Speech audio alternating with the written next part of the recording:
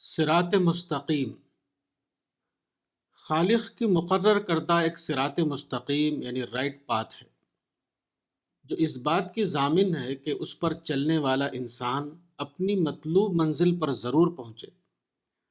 پیغمبروں کے ذریعے اور آسمانی کتابوں کے ذریعے خالق نے مسلسل طور پر ایسا کیا کہ انسان کے پاس اپنے پیغمبر بھیجے اور ان کے ذریعے اپنی کتاب ہدایت بھیجی۔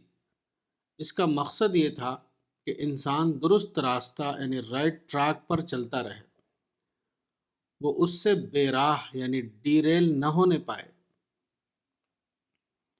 7ویں صدی عیسوی میں اللہ رب العالمین نے خاتم النبیین کو بھیجا۔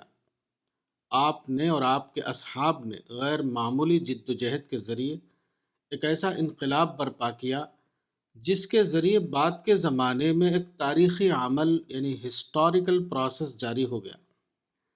اس تاریخی عمل نے وہ مواقع کھولے جن کے ذریعے دنیا میں تہذیبی انقلاب یعنی سویلائزیشنل ریولوشن آیا۔ الرسالہ، جنوری 2017، مولانا وحید الدین خان، صفحہ نمبر 9۔